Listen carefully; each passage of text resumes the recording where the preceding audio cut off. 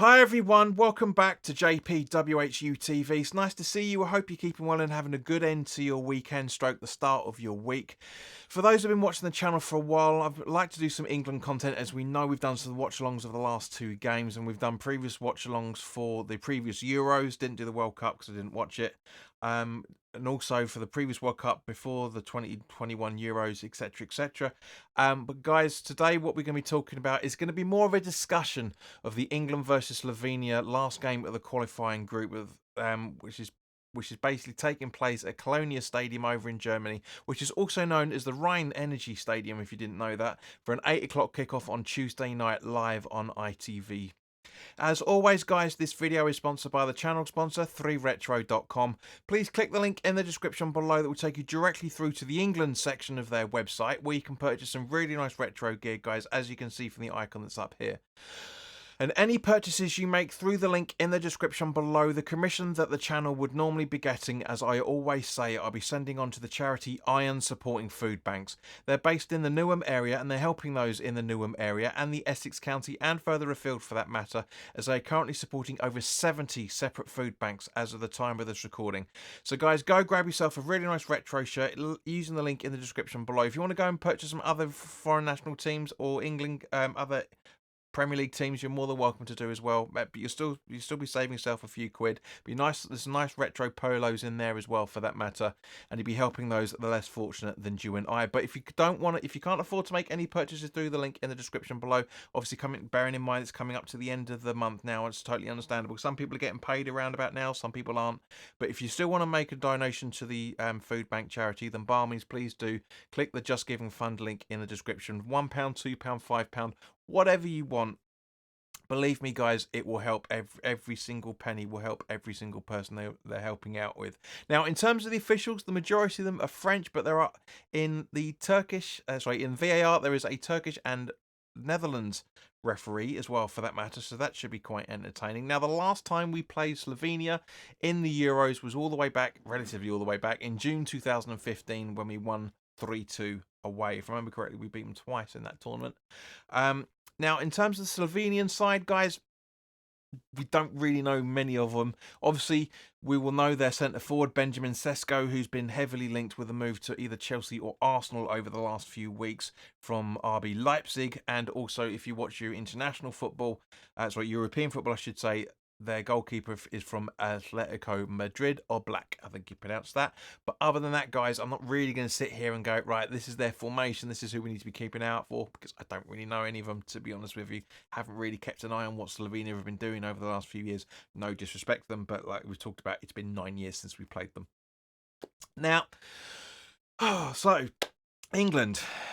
I'm not going to go into too much detail about how David Moyes is very much Gareth Southgate, and Southgate is very much David Moyes. We talked about that in the watch along, and also on Thursday night, and also for the Spain-Italy game with Dennis and Bill and Tony over on Garage Football. If you haven't already done so, guys, please do hit their subscribe button, because Bill makes some cracking content. He's a quality mate of mine. I've known him for 4 years now. He's a good lad. And, you know, I want to get as many people to helping out my mates as much as possible. Yes, okay, we will be top of the group. Yes, okay, we will win the group if after this as well, for that matter. But just like being a West Ham fan, it's very, very much a case of this is what happens, as the results are one thing, but how we get there is another problem. Is the main problem, I should say.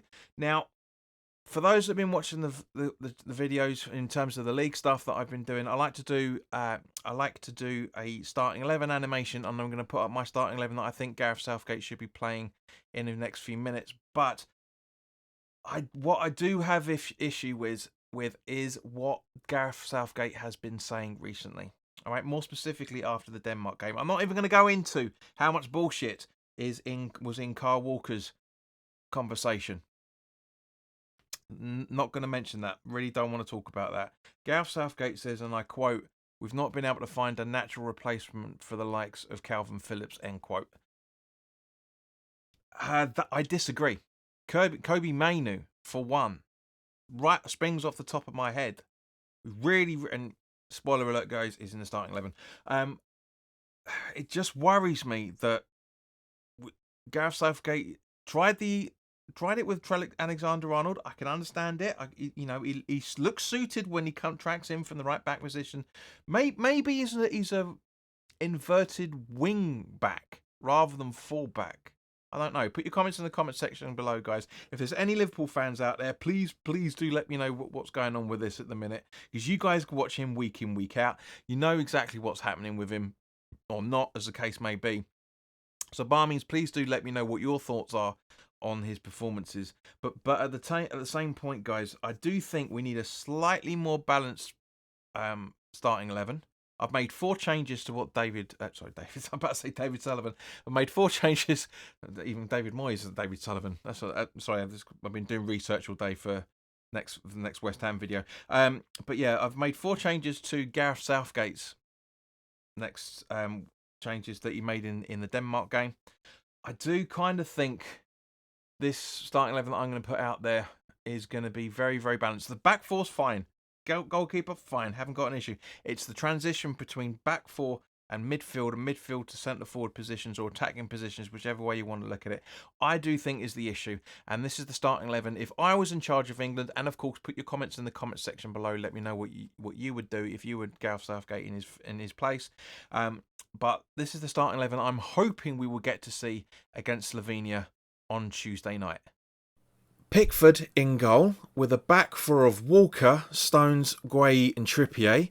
Rice and Mainu in the defensive midfield positions, with Bowen, Bellingham and Gordon in the midfield, supporting Watkins up front.